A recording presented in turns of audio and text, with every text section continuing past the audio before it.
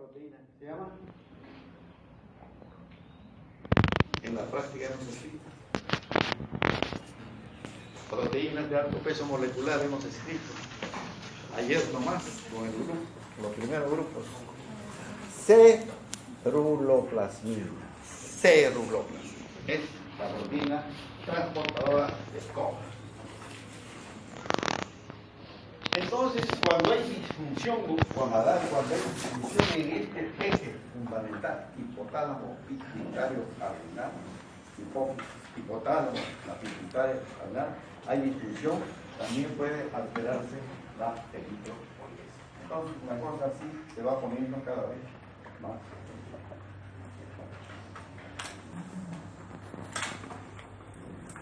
Lo fundamental de acá, que tienen que tener y profundizar inclusive en sus lecturas, es, digamos, este proceso de eritropoiesis nace, ya lo hemos diseñado, acá lo hemos escrito, la eritropoiesis donde empieza en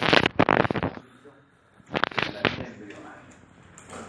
El primer tejido prácticamente que se forma son los vasos sanguíneos y los glóbulos, la sangre. ¿O ustedes creen que primero se ha formado el estómago? No, los órganos no, primero los vasos sanguíneos. Los islotes, en los primeros primitivos islotes se forman los vasos, los vasos y los glóbulos. Ya empiezan a circular. Entonces existe ya una eritropoiesis embrionaria, inicial. Después hay una eritropoiesis fetal. ¿A cargo de qué órgano fundamental? El hígado. En menor proporción, el vaso. Y a partir del tercer mes de la vida fetal, comienza también la eritropoiesis a nivel de la médula ósea. A tal punto que después del nacimiento, comanda la médula con restos de eritroblastos, eritrolactosis, bueno, que pueden haber en algunos tejidos, pero más del 90% está a cargo de la médula ósea después del nacimiento. Entonces, esto es si hacemos un pequeño esquema, esta es la formación o el desarrollo de la eritropoiesis que denominaríamos embriogénesis de la eritropoiesis, embriogénesis. Y mucho más nos ayuda un pequeño esquema, miren. Acá tenemos el primer mes, el noveno mes. ¿Listo? Entonces acá tenemos el embrión y apenas pasando el segundo mes ya termina la eritropoiesis a nivel embrionario, a nivel de qué? Vitelo. En el vitelo exclusivamente se produce la eritropoiesis. Luego viene el tercer mes y acá comienza el hígado a gobernar también y el vaso en menor proporción, hígado, vaso, y la médula ósea también alrededor del tercer mes va creciendo hasta que después del nacimiento comanda la médula ósea. Esto es la embriogénesis de la eritropoiesis. Entonces, estos son los órganos donde se genera y se produce la sangre. Desde la etapa embrionaria, en la etapa esomite, en el vitelo, apenas entre el primer, segundo, tercer mes ya desaparece y comanda el hígado, el vaso y luego la médula.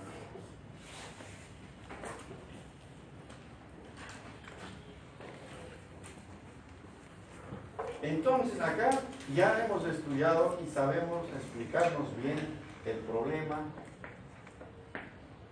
de la falta o perturbación de la eritropoiesis cuando falta el hierro, cuando falta el ácido fólico, cuando falta la vitamina B12. El ácido fólico también proviene de la dieta y el ácido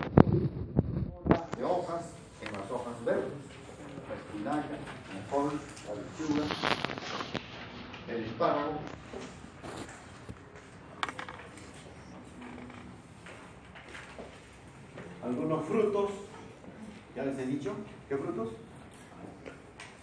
El limón, el banano, la nuez. Sobre todo piensen en el limón. Jamás debe faltar limón en la casa. Nunca. Es el rey de los antioxidantes. Su cáscara además tiene unas propiedades buenísimas. El jugo de limón deben hacerlo licuando cáscara y todo. Y van a ver que es mucho mejor. Tiene ácido fólico, vitamina C. Entonces, solamente de líquidos deberíamos tomar jugo de limón, jamás gaseosas. No porque sean tóxicas las gaseosas, sino porque es pésimadita, pues, pésimadita. Estamos ingresando carbohidratos, azúcares refinados, que a las finales, si eso persiste, es una mala dieta. ¿Qué va a pasar si tomamos gaseosa mañana, tarde y noche gaseosa? Un sándwich y una gaseosa ya solucionó el almuerzo, etc. ¿Por qué? ¿Cuál es el problema?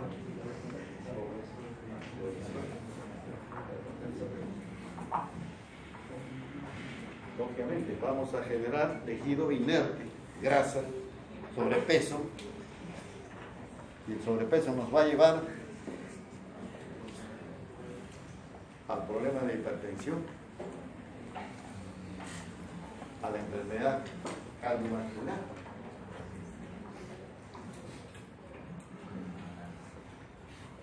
A la dislipidemia, etcétera, etcétera. Cuando los americanos hicieron una pregunta en el campo científico, ¿qué está pasando? Somos un mundo desarrollado, pero nos estamos muriendo. Primera causa de muerte antes de la década del 50, eran los accidentes de tránsito. Después llegó a aparecer el cáncer. Después llegó a aparecer primera causa de muerte. Y de ahí no se mueve hasta la actualidad. No solo en América, sino en Europa, países desarrollados también. La enfermedad. ¿Qué enfermedad? ¿Ah? ¿Diabetes? Bueno, la diabetes es prevalente en el mundo también. Otro es consumo de azúcar, hasta prediabetes, diabetes, sobrepeso, obesidad, etc. ¿Cuál es la primera causa de muerte en el mundo? No solamente en el norte, sino también en todo, también en Perú. Claro, separando las enfermedades por desnutrición, anemia de los niños, por falta de eso es el colmo, ¿no? Pero enfermedades que se pueden prevenir, controlar, etc. ¿Cuál es la primera causa de muerte? ¿Cómo no van a saber esto? Además, no se pueden dejar de leer mis experiencias, son celulares, la tontería pasamos, pero de repente hay algo interesante. A veces en el periódico imagínense, me dan cuenta del descubrimiento o por la entrega de un premio Nobel. ¿Quién? Al toque, ¿no? Premio Nobel, listo, tomé la nota y efectivamente lo aplico. La enfermedad cardiovascular es la primera causa de muerte. No estamos viendo las noticias a cada rato que gente de 40, 50 años. ¿Cuántos años tenía el famoso cantante este? Acaba de fallecer. Juan Gabriel. 56 creo, ¿no? Imagínense. En toda su producción, un hombre famoso, un cantante famoso, multimillonario, morirse a los 50 años. ¿Por qué? Por enfermedad cardiovascular. Prevenir. ¿De qué le valió sus millones? Todo que su médico no le dijo, no le controló. Tenía obesidad, sobrepeso. Desarrolló un infarto, tenía dislipidemia, tenía colesterol. Y sometido a un esfuerzo de 2 horas, 3 horas, a veces 4 horas. Entonces, se desplomó por la susta, llegó al baño y ahí lo encontraron con paro cardíaco. ¿Cómo es posible? Mucha gente así, muy joven, ha fallecido, pero por tener factores de riesgo. ¿Cuáles son los factores de riesgo mayores? Hipertensión. En menor rango, colesterol, pero sobre todo sobrepeso, obesidad, sedentarismo, etc., ¿no? Todos estos son factores múltiples que se asocian todo y los llevan a la prediabetes, a la diabetes. Y ya la hipertensión es un riesgo mayor, ¿no? Disfunción ventricular en cualquier momento. Y peor todavía, si fumamos. Riesgo mayor. ¿Cuáles son los riesgos mayores? Entonces, el tabaco, la hipertensión. El exceso de azúcar. Ahí está. Mucha gaseosa, qué fácil. Al tomarnos una gaseosa que nos estamos echando 30, 40 gramos de azúcar. ¿Me imagino?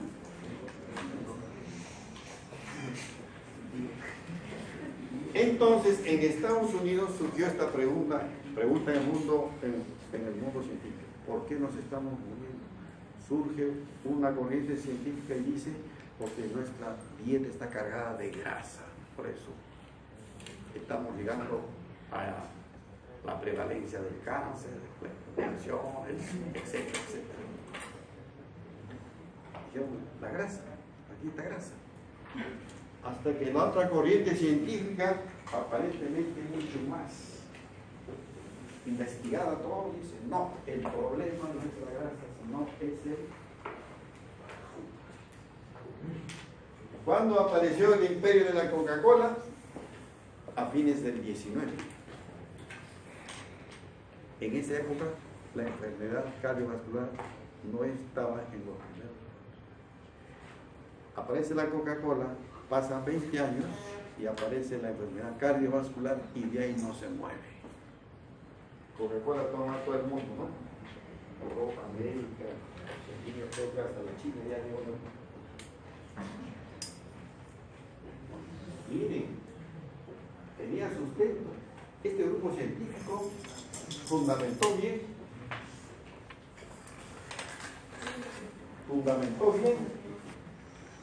inclusive datos históricos, cuando aparece la Coca-Cola. Y pasa un tiempo, se cambian las costumbres alimenticias, se incrementa el azúcar en la dieta y va apareciendo la enfermedad cardiovascular. Así que, entonces, yo pienso también que el problema es el azúcar, no es la grasa. Por ejemplo, hay una dieta famosa de las tantas dietas que ya ustedes han leído y todo, que forma, que el día lunes come esto, que el martes coma tanta fantasía, pero he experimentado y he visto, estudiado una dieta que se basa justamente en la carne. Puedes comer carne grasa, pero eso no, lógicamente, son las primeras semanas, después se va modulando, se va incrementando con ensaladas, etcétera, etcétera, ¿no? Pero no azúcar, no azúcar. Se arranca con azúcar 0, 0, 0. O sea, todas las infusiones, todo se toma sin azúcar. Bueno, si tanto quieren dulce, ahora tenemos la stevia, pues ya listo, un edulcorante natural. Pero antes no sabía que había un edulcorante así natural. La dieta de Atkins. Claro, le han criticado y todo, pero es una dieta que tiene fundamento. Arranca con 0 de azúcar, 0. 0, 0, 0. Ni pan blanco, ni arroz blanco, ni azúcar, listo. Entonces, ¿qué como? Puede comer pescado, puede comer queso, puede comer aceitunas, puede comer ensaladas, listo. Suficiente, ¿no? ¿Qué más? La crítica que le han hecho es que esta dieta está cargada de mucha proteína, mucha carne y todo. No, eso es solamente las primeras semanas. Entonces arrancamos y de repente la primera semana se bajó 1 kilo, después 2 kilos, excelente. Ya después se va involucrando los azúcares pero naturales, o sea, se involucra la fruta. La fruta es una fruta excelente, ¿no es verdad? Fibra, vitaminas, etc. Y así la dieta va y se va modulando a tal punto que uno llega a tener el peso que quiera. Simplemente es disciplina, pero tiene fundamento. Se aleja del riesgo de la prediabetes, la diabetes, etcétera, etcétera. Porque uno de los factores de envejecimiento y disfunción, etcétera, es el tejido inerte, la grasa, el sobrepeso. Uno de los factores en los estudios científicos, ¿por qué el organismo envejece? ¿Por qué las células envejecen? Etcétera. Uno de esos factores. Ya lógicamente hay otros factores, algunos que hay que modularlos, ¿no? Hay que modularlos, porque la vida descansa en la renovación celular. Si nuestras células no se renovaran, entonces sucumbiríamos. Esta célula vive 21 días. 120 días, perdón. 120 días. 21 días es la preservación en el banco. 120 días. Y el glóbulo blanco, la serie blanca, el neutrófilo, ¿cuánto vive? El neutrófilo solamente vive horas.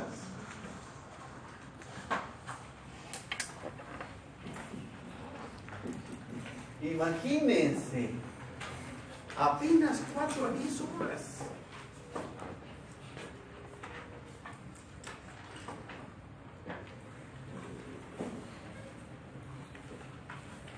¿Y cuál es la cantidad total de neutrófilos? Adelantando ya la siguiente clase. ¿Cuál es el neutrófilo? Vamos a estudiarlo, vamos a enfocarlo en la serie blanca como la célula fundamental. Lógicamente eso no quiere decir, porque los linfocitos, por ejemplo, están a cargo de la inmunidad celular, es importantísimo, ¿no? La defensa inmunológica del tipo celular es defensa contra hongos, contra virus, hongos, rechazo de tejidos extraños, etc. Es la inmunidad celular. La inmunidad humoral es la que lleva la defensa por anticuerpos, ¿cierto? Entonces, esta célula apenas vive 4 a 10 horas. ¿Cuál es la masa total de neutrófilos que tenemos? Es de 0.61 por 10 a la 9 por kilogramo de peso corporal. Y la totalidad de neutrófilos que circulan en la sangre es de 1.6 por 10 a la 9 por kilogramo de peso corporal en la circulación, que circulan diariamente. Mire la diferencia, casi el triple, ¿no? 0.61 contra 1.6. Entonces quiere decir que en 24 horas la masa total de neutrófilos casi se ha renovado 3 veces. En la sangre, los neutrófilos o los leucocitos en general, los glóbulos blancos en la sangre están entre 5 a 10.000 por milímetro cúbico. En el hemograma puede haber esa variación normal, fisiológica, entre 5 a 10.000. Y lógicamente esta variación de leucocitos fisiológica normal se opera porque existe una gran reserva, hay un pool circulatorio en la sangre. En la sangre, los neutrófilos, que acá esquematizo todo el volumen sanguíneo, hay un pool circulatorio que están circulando los neutrófilos y hay un pool vascular o endotelial. Están adosados a los vasos que están como reservas. Entre estos dos compartimientos entonces hay intercambio y por eso los leucocitos en cuestión de horas pueden subir, en vez de tener 5.000, 8.000, pueden tener a 10.000, 11.000, simplemente con un estímulo. Por ejemplo, el ejercicio. ¿Está? Usted puede comprobar. ¿Se cuento leucocitos ahora? Supongamos 5.000. Hacen un ejercicio fuerte, volvemos a tomar la muestra y está en 10.000, 8.000. Eso es por el estímulo del ejercicio. U otros estímulos también. ¿Por qué? Por la facilidad del intercambio de estos dos compartimentos. No van a pensar que los leucocitos han subido porque se han formado más acelerados. No. La formación de neutrófilos, como vamos a ver, es mucho más que la formación, más tiempo demora que la de los glóbulos rojos. Casi 2 semanas. Pero acá tenemos un pool circulatorio y un pool vascular. Los neutrófilos entonces provienen de la médula ósea al torrente circulatorio. Su vida media es breve, 7 a 10 horas. ¿Y de ahí a dónde se van? A los tejidos en una línea unidireccional. Jamás regresa. No. Siempre adelante los neutrófilos. Salen de la médula, allí se forman, se embalsan, se descargan al torrente circulatorio, viven ahí 7 a 10 horas y van pasando a los tejidos. La médula ósea tiene una gran reserva de neutrófilos, una gran reserva de neutrófilos.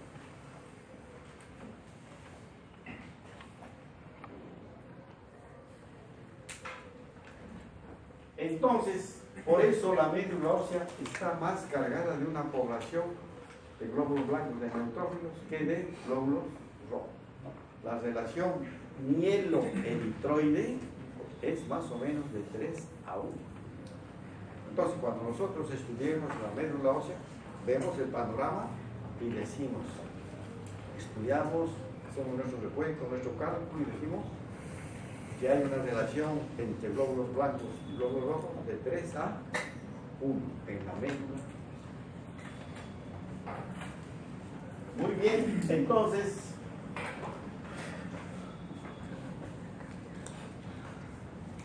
la eritropoiesis mantenida con estos factores se mantiene y se establece el equilibrio. Hemos dado importancia a los reticulocitos porque nos pueden traducir lo que está pasando con la eritropoiesis, lo que está pasando con la médula ósea. La expresión clínica porque está involucrado el ADN,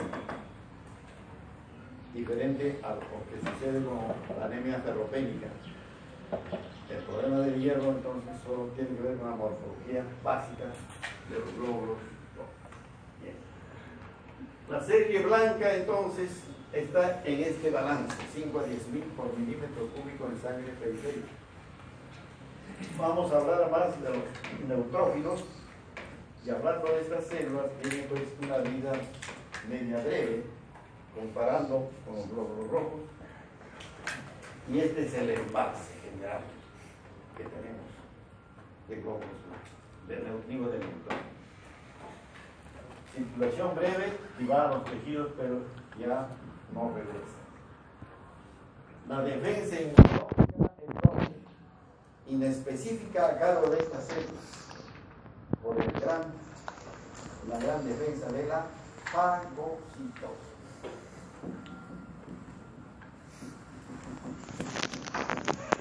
Entonces, estas células nos defienden del mundo bacteriano.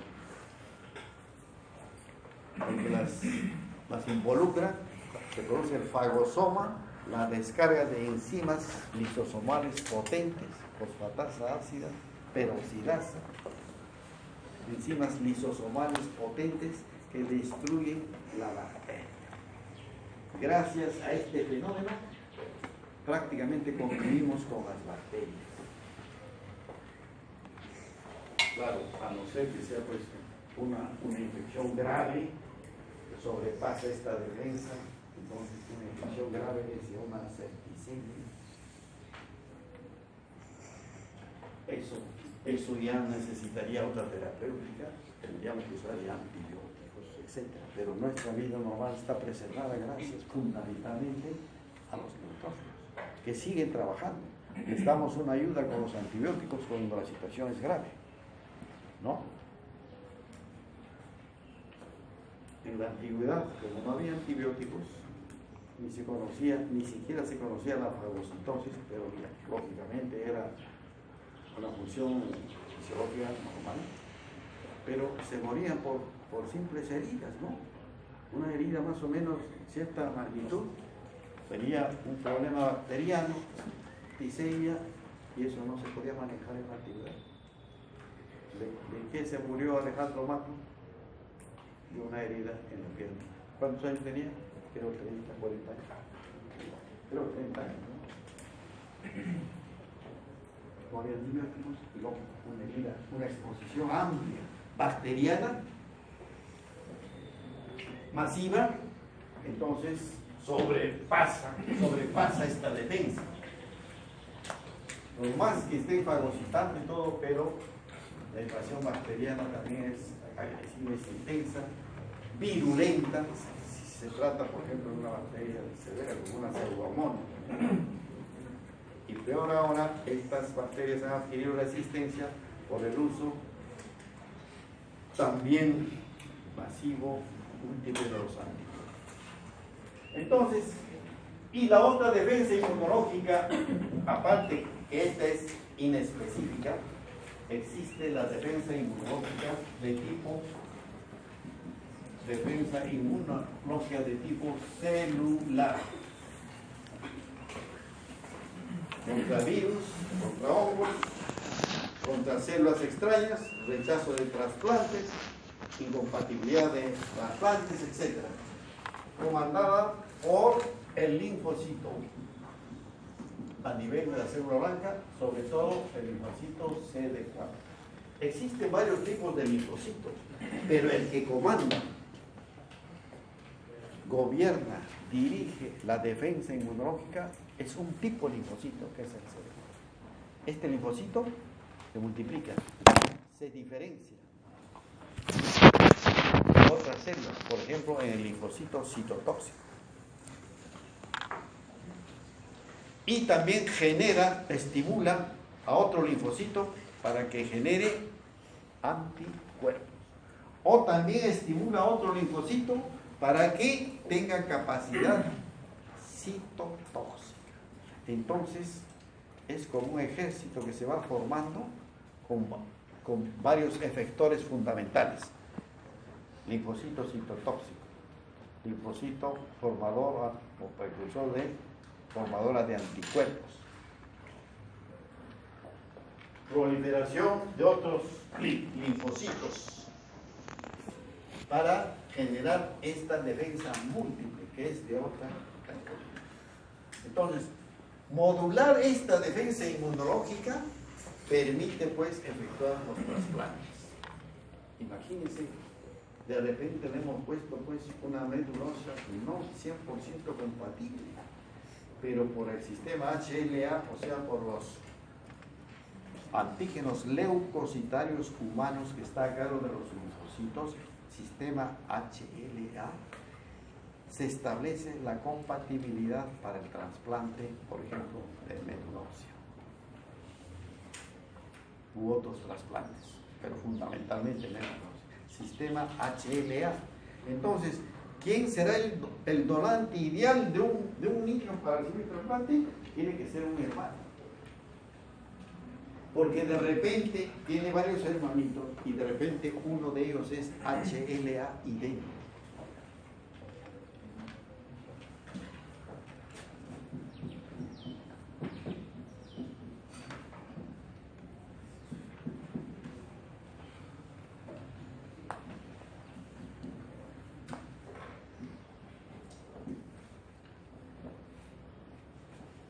ejemplo, en la constelación del sistema HLA existen haplotipos A, B, C y D.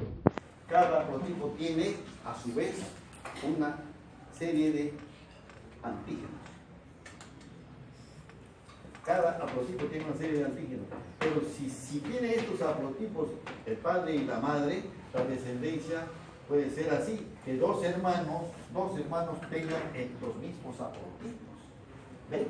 Por coincidencia, así. Entonces, estos son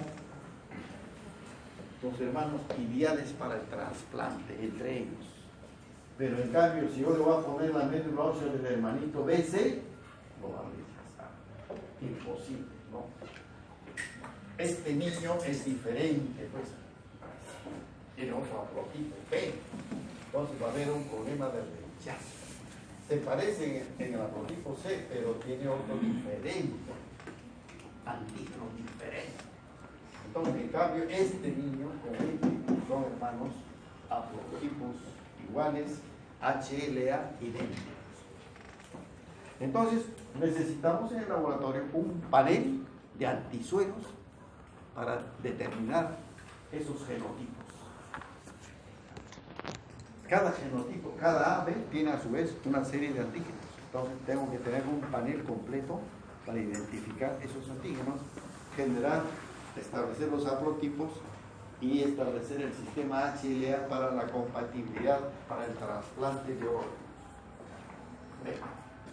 Sistema HLA.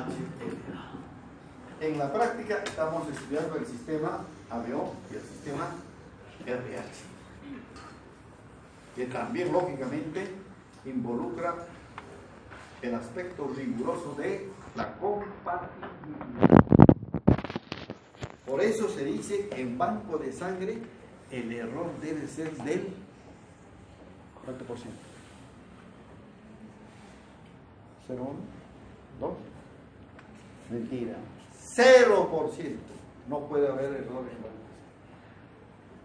Porque si dijéramos que hay un porcentaje de error, que el error es humano, que por acá, quiere decir que entonces tiene que haber un porcentaje que el banco de sangre va a permitir la muerte. En vez de darle una sangre, al paciente de repente le entrega otra sangre y lo mato. No puede haber error. Tiene que haber un protocolo rígido de control. Sobre todo en cuanto a la compatibilidad sanguínea. El otro riesgo es otra cosa. El donante, por ejemplo, de sangre, venga con factores de riesgo, ¿no? Que tenga otro virus. Y si mi sistema, mi organización, no lo detecta, no lo estudia bien, entonces estoy poniendo en riesgo de contaminar por la transfusión sanguínea. Y efectivamente, la transfusión sanguínea es de alto riesgo, de todas maneras. No hay que abusar de la transfusión sanguínea. Pero en cuanto de compatibilidad ABO, no puede haber error. No puede haber error. Porque estudiamos el grupo sanguíneo, establecemos la prueba cruzada, etcétera, etcétera, lo que nos da la garantía total. Porque también, lógicamente, ustedes están pensando, no me lo dice, pero están pensando. Pero el sistema ABO solamente es un sistema y los otros sistemas no hacemos compatibilidad. El sistema ML y el sistema DAFI y los otros sistemas MNS no se estudian. Porque estos son los más frecuentes, más importantes. Entonces los otros sistemas los obviamos por la prueba cruzada. Glóbulo rojo del donante frente al suero del receptor. Prueba cruzada mayor. Suero del donante contra glóbulos rojos del receptor. Prueba cruzada menor. Si no hay aglutinación, se tolera, muy bien, se transfunde. Esta prueba es obligatoria. No me van a decir, pero el paciente le está pidiendo sangre de emergencia. Muy bien, pues le entrego la sangre compatible ABO y mientras estoy entregando, yo ya estoy haciendo la prueba cruzada. De manera que ni siquiera ha empezado la transfusión y ya tengo la prueba cruzada. Por ejemplo, el entrego, ya se puede estar salvando el paciente por hipotensión, por hipovolemia, etc. Pero la prueba cruzada nunca se puede obviar. Y hablaremos más de eso, bueno, en la práctica. Entonces, la siguiente vamos a profundizar. Acá hemos hablado de la eritropoiesis, acá vamos a hablar de la granulopoiesis. También esta célula final proviene de un stem cell diferenciado, que se va a diferenciar a dos células que son promielocitos. Cada promielocito en dos mielocitos. El mielocito ya no se divide, evoluciona a metamielocito. Y el metamielocito evoluciona a abastonado. Y finalmente el segmentado. El anterior es el abastonado. Tiene la forma de callado, un bastón todavía no está lobulado, este es abastonado. Bien. Listo. La próxima, mañana tenemos práctica también. Hay dos videos.